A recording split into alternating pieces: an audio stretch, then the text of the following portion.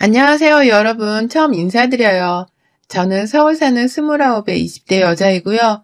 6살 연상의 남편이랑 3년 정도 교제를 하다가 작년에 결혼을 했습니다. 직업은 둘 다 보통의 월급쟁이 직장인이고요. 제가 대학 졸업하고서 쭉 다니던 회사가 있었는데 그만두고 한량한 세월을 보내다가 결혼 직전에 지금의 회사에 다시 들어갔거든요. 제 취업에 성공한 회사이기도 했고, 또 요즘은 혼자 버는 걸로는 여유 있게 살기가 힘들다고 하니까 절대로 직장을 그만두고 싶지가 않았어요. 그래서 악착같이 결혼하고 나서도 버티며 살아남으려 했습니다. 그런데 결혼하고 나서 얼마 지나지 않아 임신이 빨리 되어버리게 되면서 저는 더 이상 홀몸이 아니게 되었답니다. 요즘 또래 친구들에 비해서는 이른 나이에 결혼을 한 거고, 그래서 적당한 나이에 임신을 한 것처럼 보이지만 저 스스로에겐 너무나 빨리 찾아온 아이였어요. 회사 생활에 지장을 주는 임신이었기 때문입니다. 재취업을 한 지 얼마 되지 않은 초짜 20대 사원이나 다름이 없는데 회사를 다니다가 바로 결혼도 하고 임신까지 해버리니 저는 완전히 진상의 사원이더라고요. 누가 봐도 말이죠. 최대한 동료 직장인들한테 피해를 주지 않기 위해서 제가 임신을 하고 나서 얼마나 노력을 했는지 몰라요. 나는 결혼하고 애를 낳고 나서도 이 회사를 꼭 끝까지 다니면서 월급 받고 살고 싶다는 것을 꼭 알려주고 싶었습니다. 그래서 무거운 몸을 이끌고서 계속 회사를 나갔고 일도 정말 열심히 했어요. 막달이 되어서까지도 회사에 붙들려 있으니 그제서야 직원분들의 입에서 먼저 말이 나오더라고요. 왜 육아휴직도 안 쓰고 이렇게 몸을 무리해가며 일을 열심히 하냐며 말이죠. 그 정도로 제가 쭉 몸을 혹사시켰습니다. 첫 애인데도 불구하고 뱃속 애걱정도 제대로 하지를 않은 채로 말입니다. 제가 이렇게 직장을 오래오래 다니고 싶어 하는 데에는 다 이유가 있었습니다. 다 저 혼자 잘 먹고 잘 살고 그런 게 아니었어요. 저희 결혼하고 신혼집 차릴 때 그래도 남편이 모아놓은 돈을 조금이라도 가지고는 있는 줄 알았습니다. 그런데 남편도 집 하나 전세를 구할 정도의 돈을 모아놓지 못한 상황이었고, 집값은 집값대로 올라가 있고, 모든 게 엉망진창이었죠. 직장 생활을 하면서 돈을 재 모으기도 전에 결혼을 하게 된 저로서는 결혼 자금이라고 턱 내놓을 수 있는 것이 없었고요. 그래서 정말 염치불구하고 서로의 부모님께 도움을 얻어보게 되었답니다. 그것만큼은 가장 하기 싫었는데 결혼하려고 하니 어쩔 수가 없더라고요. 그런데 그러고 나서도 집값 문제는 전혀 해결이 되지 않았어요. 각자 부모님한테서 받을 수 있는 여유자금을 받아오기로 했는데 남편은 꼴랑 돈 2천만 원을 가지고 온 겁니다. 전세금 하나 구할 수 있는 돈도 없는 형편이었으면 그냥 결혼 생각은 하지 말고 혼자 쭉 연애만 하면서 살 것이지. 왜 결혼을 한다고 해가지고는 여기저기 돈 때문에 혼란스럽게 해야 하나 싶었어요. 우리 친정도 여유가 많이 없는데 그렇게 부족한 돈으로 결혼을 해서 고생할 바에야 그냥 우리는 연애만 하면서 이대로 재밌게 살자며 제 쪽에서 먼저 결혼 얘기를 접기에까지 이르렀답니다. 저는 좀 현실적인 사람이었기 때문에 결혼은 애들 장난이 아니라는 걸 남편에게도 분명히 말했어요. 이대로 대출을 왕창 받을 자격이 있는지도 모르겠지만 설령 대출을 받는다고 하더라도 평생 대출금을 갚으면서 직장에 다닐 수는 없는 것이라는 걸 누누이 말했죠. 그런데도 그 고비를 넘어서고 저희가 결혼했습니다. 남편이 결혼을 꼭 해야 한다면서 바득바득 우긴 것도 있었고 저희 친정에서도 보다 보다 안 되겠다며 돈을 더 보태주셨거든요. 친정 부모님이 들고 와주신 5천만 원에 대출 조금을 더 받아서 저희는 전셋집을 구했고 시댁에서 받은 2천만 원이랑 부가적인 수입을 더해서 결혼식을 치렀어요. 여기저기 돈 들어갈 일이 너무 많았는데 그 돈의 대부분이 우리 부모님 돈에서 나왔다고 생각을 하니 저는 하루라도 빨리 돈을 열심히 벌어서 부모님께 갚아드리며 살아야겠다고 생각을 했답니다. 또 뱃속에 아이까지 가져버렸으니 더욱 책임감을 가지고서는 일을 해야겠다 싶었죠. 제대로 된 계획이라는 게 하나도 없는 채로 이것저것 다 저질러 버리며 무책임한 모습도 없잖아 많이 보였었는데요. 부모가 되고 난 후부터라도 제발 돈 문제나 아이 문제에 있어서만큼은 책임감을 가지고 잘 살아보고 싶었습니다. 그래서 제 자신을 더 혹사시켜가면서 회사에 출근을 했고 막달이 되었어도 일하는 것에 있어선 거리감이 없었어요. 오히려 어떻게 하면 산후조리를 빨리 끝내고서 임신 전에 그 가벼운 몸으로 돌아갈 수 있을지에 대해서만 고민을 했죠. 아주 푹 쉬다가 나와서는 아주 진득하게 직장을 다녀볼 참이었습니다. 그래서 산후조리만큼은 들어가는 돈이 분명 아깝긴 했으나 최저 비용만을 들여서 푹 쉴 수 있는 곳으로 가보자 했어요. 제 일을 대신 봐주는 분들이 계셔서 잠이라도 제가 더 많이 잘 수 있는 곳으로 말이죠. 그런데 출산하기 넉 달 전부터 시어머니가 옆에서 산후조리 노래를 부르더라고요. 그냥 제가 어머님이랑 전화 통화를 하다가 무의식 중에 산후조리는 잘해야 하니까 좋은 데로 알아봐야 하는데 라는 식으로 산후조리원을 알아보고 있다는 것을 말씀드리게 되었어요. 그런데 그날 후로 저만 보면 산후조리에 대해서 조언을 해주시더라고요. 원래 여자가 임신을 했다가 출산하는 과정이 예전엔 아주 평범한 일과 같은 거였는데 요즘에는 너무 지나치게 조심하는 경향이 있다면서 유난스럽다는 말도 살짝 돌려서 하신 적이 있으셨어요. 그래서 제가 몸 챙기는 게 왜 유난스러운 거예요? 요즘은 다들 애를 하나 아니면 둘밖에 낳지를 않으니까 이왕 낳는 거 좀 더 신중하고 또 몸 신경 쓰면서 산후조리를 하고 싶은 거겠죠. 라면서 대책도 없이 그냥 제 생각을 말씀드렸어요. 이런 논쟁을 시어머니랑 하게 되리라고는 상상을 못했기 때문에 제 완전한 생각도 아니었고 이런 생각을 굳이 해본 적도 없었지만 둘러둘러 말씀을 드렸죠. 빨리 복직을 해서 돈을 벌어야 한다는 말씀도 드리고 싶었으나 저희 친정부모님이 돈을 더 많이 빌려주신 것에 대해서 자존심이 상했다는 말을 남편을 통해 들은 적이 있었기 때문에 그 말은 쏙 빼놓고 말입니다. 하지만 어머님은 제 말에 동의를 하면서도 점점 더 자주 산후조리에 대해서 말씀해주고 그게 다 필요 없는 것이라는 걸 아주 설교하듯이 해댔어요. 처음엔 그게 다 유난스러운 짓이라고 말씀을 하시더니만 제가 몇 번 그렇지 않다고 맞받아치고 또 공감을 못하는 모습을 보이고 나니 설득을 하기 시작하더라고요. 산후조리에 쓰이는 돈이 많이 든다던데 그 돈으로 차라리 자기가 더 나은 산후조리를 해주겠다고 말입니다. 자기가 저희 남편의 도련님까지 아들 둘 낳으면서 산후조리를 제대로 해서는 지금 건강하게 살고 있지 않냐고 하면서 시어머니라고 불편해만 하지 말고 오히려 엄마가 해주는 따신 집밥을 먹으면서 네 집에서 편히 쉴 수 있다는 걸 장점으로 생각을 하라고 하셨어요. 푹 잠을 자고 싶은 거라면 병원보다는 더 편하게 지낼 수 있는 집이 최고라고 하면서 말이죠. 아이는 당연히 자신이 처음부터 끝까지 다 돌봐주면서 옆에서 보조를 해줄 테니 절대로 신생아 육아에 대해서 걱정을 할 필요가 없다고도 하셨고요. 그러니 저도 순간 솔깃하더라고요. 당연히 처음에는 시어머니가 저희 부부한테서 빠져나가는 산후조리비가 아까워서 가지 말라고만 하시는 건 줄 알았는데 점점 들어보니 어머님께서 자기가 돈도 딱 50만 원만 받고서는 한 달가량 저희 집에 있어주겠다고 하시고 제 입에 들어갈 밥부터 시작해서 출근하고 퇴근하는 남편의 밥상 그리고 아이를 돌보는 문제까지 옆에서 하나하나 다 보조를 해주겠다고 하시니까 저도 슬슬 출산이 임박해 갈수록 어머님의 말씀에 귀가 기울어져 갔답니다. 솔직히 말해서 산후조리원에 쓰이는 돈을 최저로 잡는다고 하더라도 돈백은 2주 동안 우습게 깨졌거든요.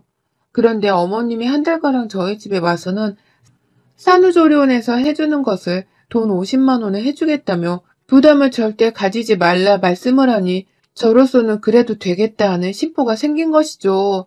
그리고 전 결국 더 큰 돈을 쓰면서 잠만 자고 올 산후조리원에 들어가느니 차라리 내 집에서 푹 자며 시어머니께 내 새끼를 맡기는 것이 더 낫겠다 싶었습니다.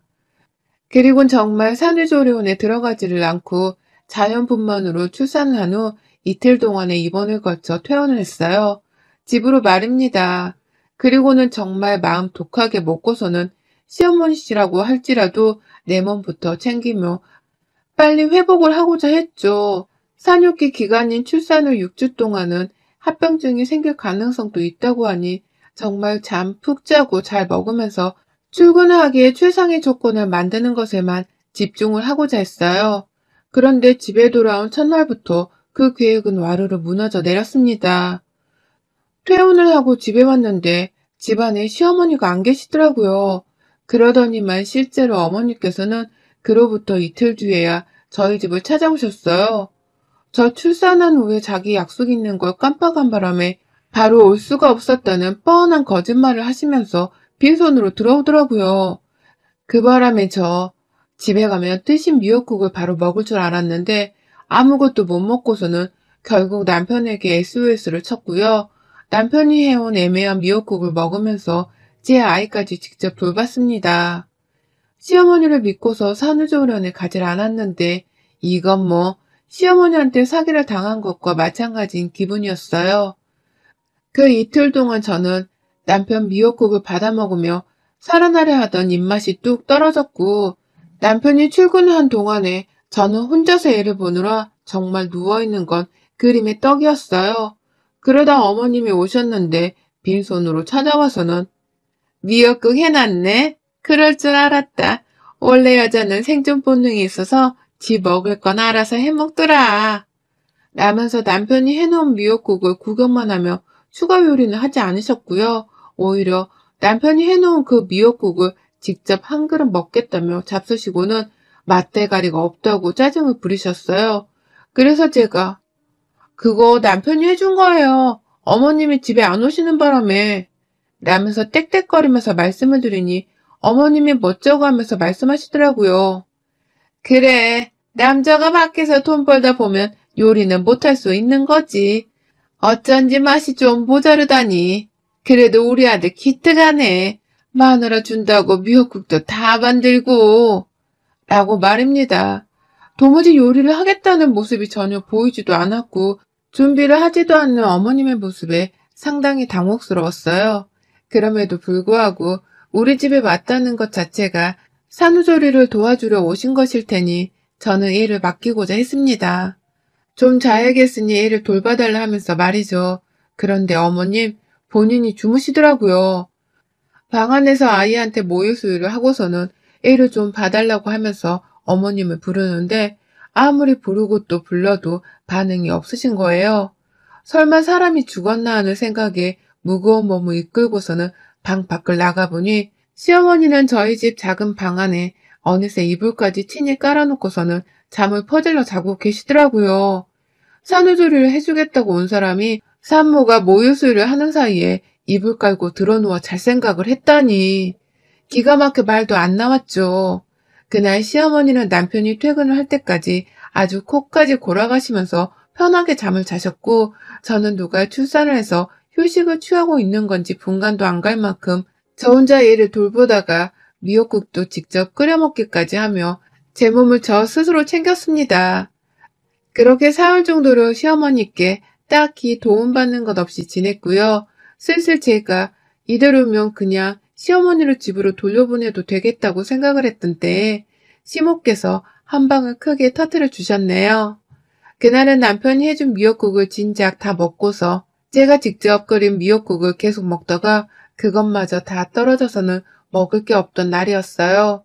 그래서 저는 당연히 저를 돕겠다 와주신 시어머니께 말씀을 드렸죠. 미역국 좀 끓여놔 주시라고 말이죠. 그런데 시어머니가 미역국이 다 떨어졌어? 그거 하나 좀 불려놓기라도 하지. 라면서 심드렁하게 불만스러운 대답을 하더니만 알겠다 라고 하시더라고요. 그러니 저는 대답을 듣고서 다시 방 안으로 들어가 아이를 좀 보다가 쓱 침대에 누웠습니다. 불만 가득한 심호 표정이 열받아 죽겠고 저럴 거면 왜 자기가 산후조리를 잘 해주겠다는 거짓말을 해서는 우리 집에 온 걸까 싶어서 사기를 당했다는 생각에 기분이 더럽기도 했어요. 누워서도 계속 시어머니를 향한 불만 때문에 기분이 꽁해져서는 마음이 심란했고 애 걱정을 뒤로 한 채 제 몸부터 잘 챙겼어야 했음에도 불구하고 전 애 걱정을 계속하면서 산후조리가 제대로 되어가고 있지 않음에 걱정이 한가득이었죠. 이러다가 출근하는 날에 계속해서 몸을 끙끙 앓아가며 출근을 하는 게 아닌가 싶기도 하고 말입니다. 여러모로 시어머니한테 사기를 제대로 당했다는 생각이 들어서 화가 치밀어 오르던 중이었는데 밖에서 시어머니가 요리를 하긴 하는 건지 뭔가 자꾸 뚝딱뚝딱 거리는 소리가 들려오대요. 그래서 전 당연히 어머님이 미역국을 드디어 만들어주는가 보다 싶었습니다. 그래서 잠시라도 좀 쉬어보려 했는데요. 어디선가 불현듯 익숙한 냄새가 방 안으로 밀려 들어왔어요. 그 냄새는 마치 제 오감을 완전히 자극함과 동시에 머릿속에서는 자연스레 양은 냄비를 떠올리게 하는 그런 냄새였습니다. 제가 아주 잘 아는 냄새였죠. 저도 모르게 누워있다가 자리에서 일어나서는 이게 뭔 냄새지? 라며 육성으로 말을 했습니다. 그리고는 설마 하면서 아이를 잠시 혼자 내버려둔 채 후다닥 부엌으로 나가봤죠. 하지만 부엌에 도착을 함과 동시에 저의 의심은 확신이 되었고 그 냄새의 진위는 분명해졌습니다. 제게 너무 익숙했던 그 냄새는 바로 컵라면 냄새였어요. 하다못해 라면을 끓이더라도 냄비 안에다가 물을 끓이고서 면을 익히는 4분 정도의 정성도 들이지를 않으셨더라고요. 그냥 컵라면 하나를 발견하셔서는 그 안에 끓는 물을 부어놓고서 면이 익길 기다리며 식탁 위에 올려만 놓으셨더라고요. 미역국을 만드는 줄 알았더니 미역은 온데간데 보이질 않았고 제가 나와서 그 광경을 보며 혀를 내두르자 시어머니는 당황스러워하는 듯 말씀하셨어요. 아니, 미역을 불리려면 그것도 또 시간이 들고 너 배고픈 것 같은데 그냥 컵라면부터 먹으라고. 나중에 네 남편 오면 미역국 제대로 해서 줄게. 라고 말해줘. 출산은 내가 했는데 미역국은 남편이 퇴근하면 만들어주겠다니. 이게 뭔 소리입니까? 애기 모유수유도 해야 하는데 이런 며느리한테 컵라면을 먹일 생각을 다 하시다니요. 정말 기가 막혀서 코에서는 헛바람이 새어나왔어요. 당연히 저는 컵라면을 먹지 않으려 했고 시어머니가 너무 괘씸해서는 방 안에 들어와서도 분이 안 풀려 끙끙 앓았어요. 온 집안에 라면 냄새가 아주 진동을 했고 얘는 엄마 기분도 모른 채 제 발소리에 깨서는 막 보채려고 하는데 머릿속이 점점 블랙홀이 되어가는 껌껌한 기분이었습니다.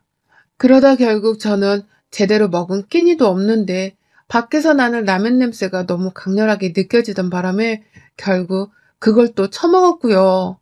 라면을 먹으면서 전 이 상황 자체가 너무 억울하고 화가 난다면서 혼자 눈물을 그렁그렁 거렸어요.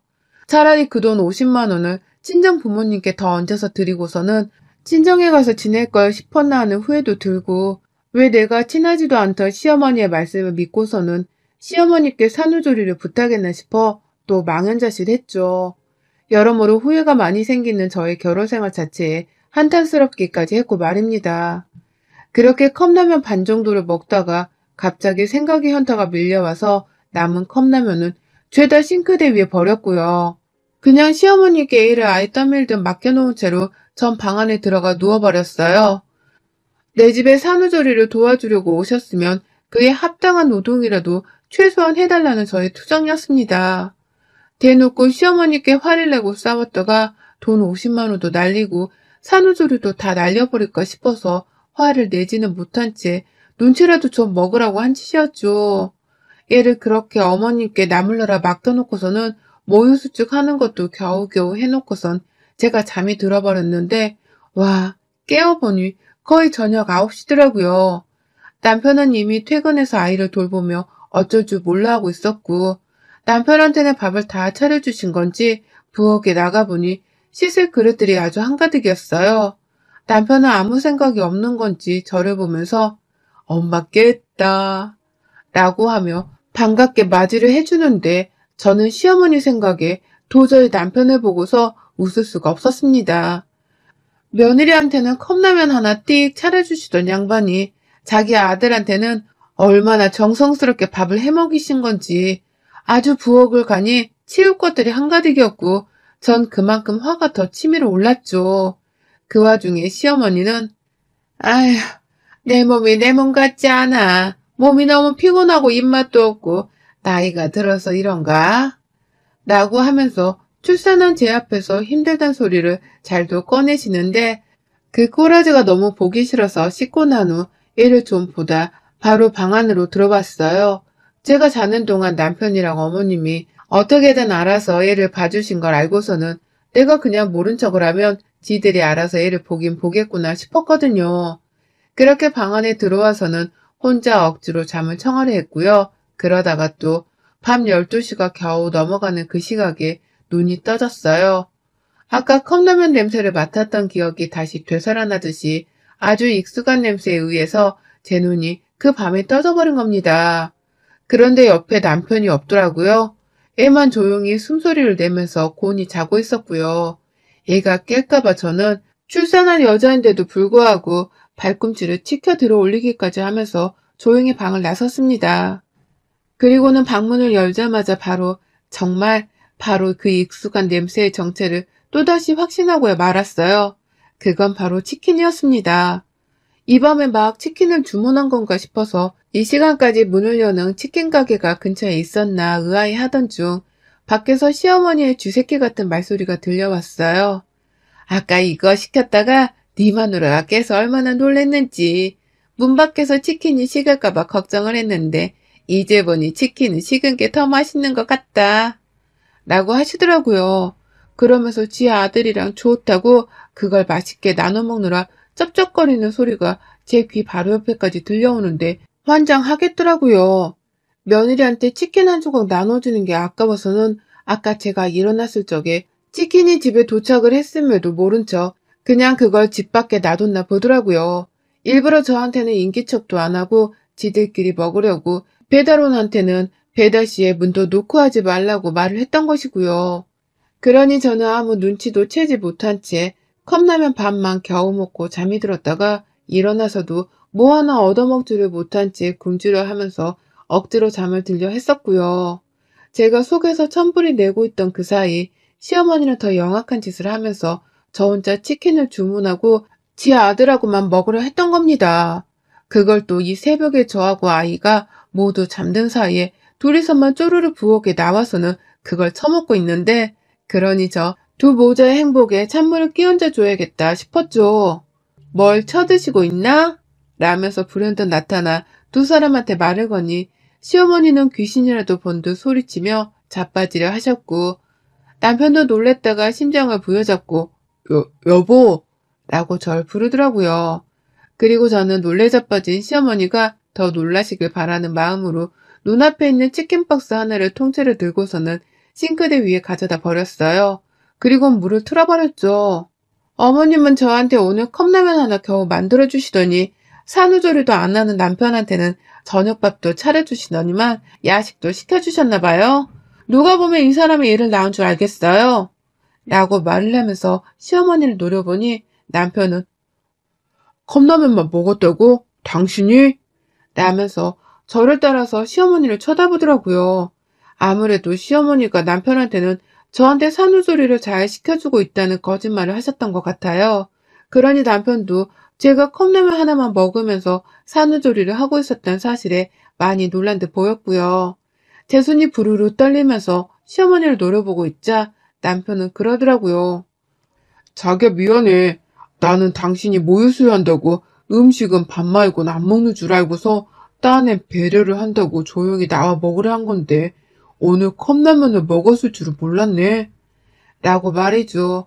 그 말을 하면서 자기 엄마를 저 따라 째려보는데 시어머니는 그런 저희 눈을 피하다가 말씀하시대요. 아니, 제가 입맛이 없어 보였어.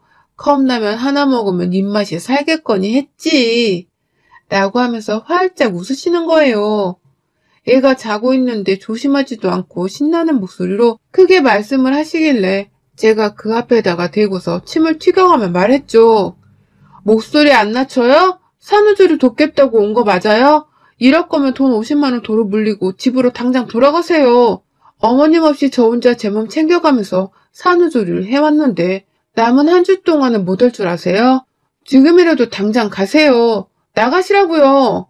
라고 하면서 남편 앞에서 서름이 폭발해서는 뭐 저런 시어머니가 다 있냐면서 천하의 나쁜 년이 따로 없네. 라며 가슴을 쳐댔어요. 빨리 몸조리하고서 회사 가서 돈을 벌어와야 우리 부모님한테 빌린 돈도 갚고 내 새끼도 잘 키울 텐데 도와주지는 못할 망정 내 몸과 정신을 더 피폐하게 만드는 악마라며 시어머니를 향해서 정말 입에 담지 못할 악담들을 막 뱉어냈어요. 마음 같아선 욕을 확 짓거려주고 싶었는데 차마 욕을 할 수는 없었고요. 그냥 욕만 안 섞었을 뿐 시어머니를 비난하는 말이란 말은 다 담아내선 시어머니를 욕보였죠. 이 정도 욕을 먹었으면 이제 제발 당신 집으로 꺼지시라 하면서 말이죠. 그러자 시어머니는 저를 따라 흥분을 해서는 며느리가 버르장머리가 없다 하면서 본질과는 다르게 제 말투를 가지고서 트집을 또 잡으셨고요. 돈 50만 원을 못 돌려준다는 말을 하면서 더럽고 치사해서 나 갈래 라면서 짐을 싸는 흉내를 내시더라고요. 누군가는 자신을 잡아주겠거니 싶었는지 짐가방 하나 싸는 데에도 아주 세우라 내오라 하더라고요. 그 와중에 애가 잠에서 깨버렸는지 울어버린 바람에 제가 남편을 등 떠밀듯 안방으로 밀어 넣었고요. 저하고 시어머니만 남아있던 그 자리에서 저는 시어머니 가방을 대신 싸드렸습니다. 안 가려고 잔머리 굴리는 거 내가 모를 줄 알아요? 그 돈 50만 원 더럽고 치사해서 안 받으려니 그 50만 원에 우리 인연은 여기서 완전 끝내버리자고요. 50만 원 받고 앞으로 며느리 없다 생각하고 사세요. 라고 하면서 시어머니 짐가방에 억지로 옷가지를 바리바리 싸집어 넣고서는 그 가방을 들고 현관문을 열었어요.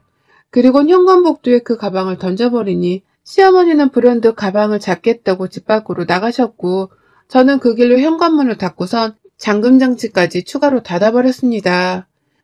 시어머니가 비밀번호를 누르고서 집에 들어오지 못하도록 말이죠.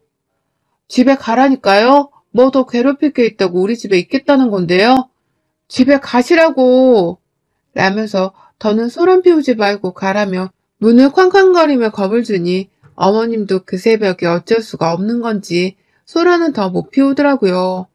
그리고는 남편 핸드폰으로 막 전화를 하는데 제가 보란듯이 남편 핸드폰을 꺼버렸습니다. 그리고는 현관 밖에서 시어머니 들으라는 식으로 소리를 쳤죠.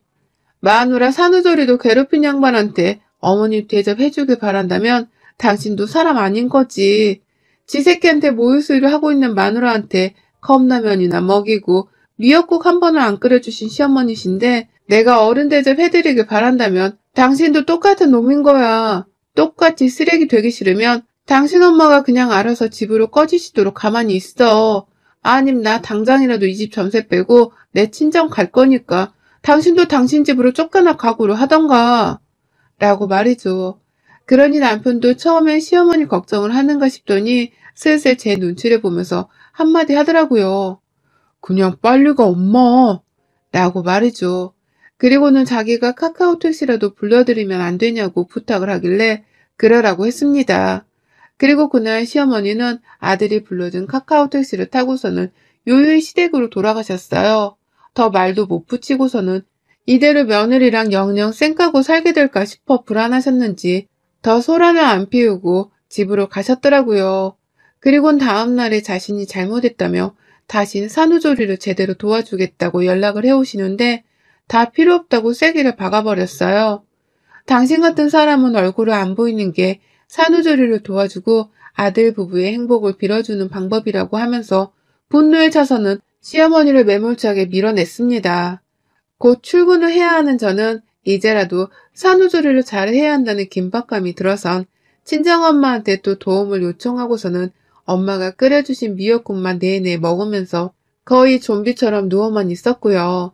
남편은 그 옆에서 저희 엄마 눈치에 제 눈치를 보고 사느라 아주 공기가 단단히 잡혀있는 중이랍니다.